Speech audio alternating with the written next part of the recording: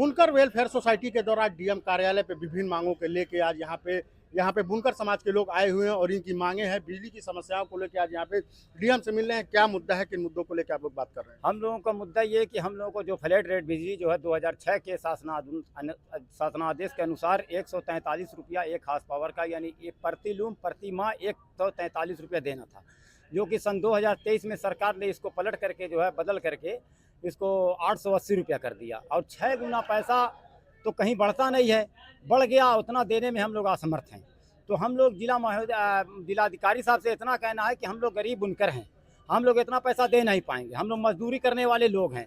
और हमारा जो है कनेक्शन हम लोग पीडी कराने के लिए यहाँ पर आए हैं कि जिलाधिकारी महोदय हमारा कनेक्शन जो है पीडी कर दीजिए। वो इसलिए कि हमारा जो है 6 महीने का बकाया है, 2023 तक हमारा 2024 मार्च तक हमारा 143 रुपया जमा है, और हमारा जो है 6 महीने का जो बकाया उसको लेकर के हमारा पीडी कर दिया जाए। हम जिला महोदय के पास इसलिए आए हैं कि एक्सीएन साहब जो है वो 2023 में जियो आया, हम लोगों ने उनको इतला भी किया, मगर वो हमारा पैसा 143 रुपये से जमा करते रहे और जो है जमा करते रहे।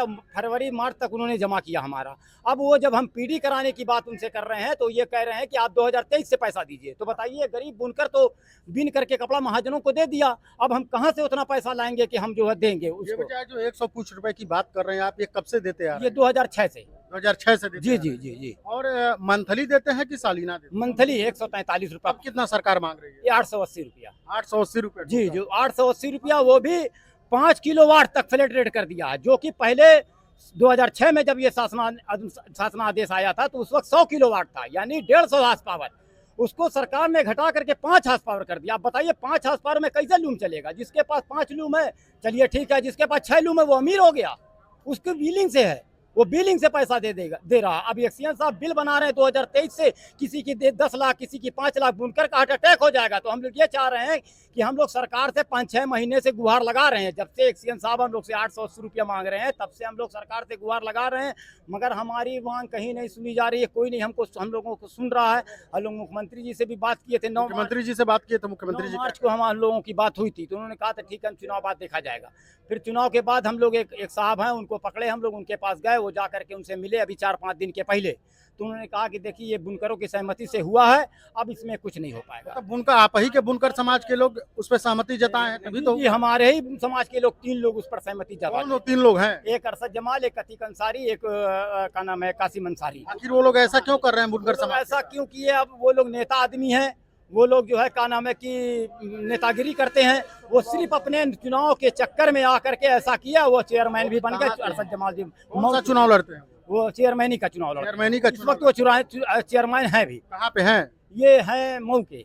मऊ के चेयरमैन हैं? जी, मऊ के चेयरमैन है। वो इसलिए 5 किलोवाट उन्होंने कराया क्योंकि मऊ के अंदर जो है वो बिजली का बहुत ज्यादा दुरुपयोग होता है, इसी वजह से वो 5 किलोवाट तक फ्लैट रेट कराए ताकि वहां पर जो है वो दुरुपयोग हो सके बिजली का। तो आप ही के बुनकर समाज के लिए ऐसा तो नहीं को सोच रहे हैं छोटे बुनकर जब काम नहीं करेंगे तो बड़े बुनकर जो है लाभ कमाएंगे? ऐसा तो नहीं? नहीं, ऐसा नहीं है। सरकार देखिए, ना बड़ा ना छोटा, बुनकर ना छोटा होता ना बड़ा होता, किसान ना छोटा होता ना बड़ा होता। सरकार ने उत्तर प्रदेश के उत्थान के लिए, इसको बढ़ावा देने के लिए ऐसा किया था। अभी मान लिया 100 लूम, एक फैक्ट्री में 100 लूम चल रहा है और हमारे वहाँ घरेलू उद्योग है, तो क्या उस 100 फैक्ट्री में 25 लेबर काम नहीं कर रहे हैं?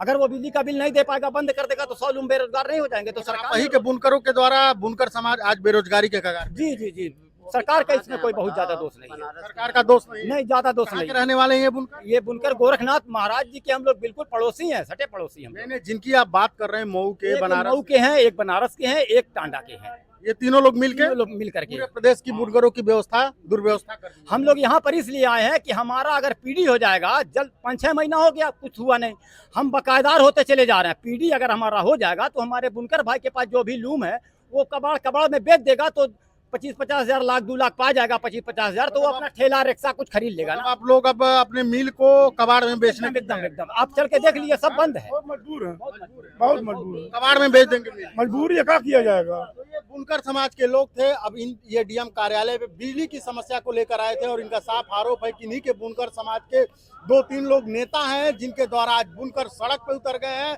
उनकी मांग है कि अगर हमारी मांग सुनी नहीं जाती तो हमें अपने मिल को कबाड़ के भाव बेच के और ठेले रिक्शे का कारोबार करेंगे। क्योंकि ये बुनकर समाज के लोग जो है गोरखनाथ क्षेत्र से ही आते हैं, जहाँ पे मुख्यमंत्री जी का निवास स्थान है, तो कहीं न कहीं देखा जाए मुख्यमंत्री जी के अपने होम टाउन में अगर बुनकर समाज आवाज उठा रहा है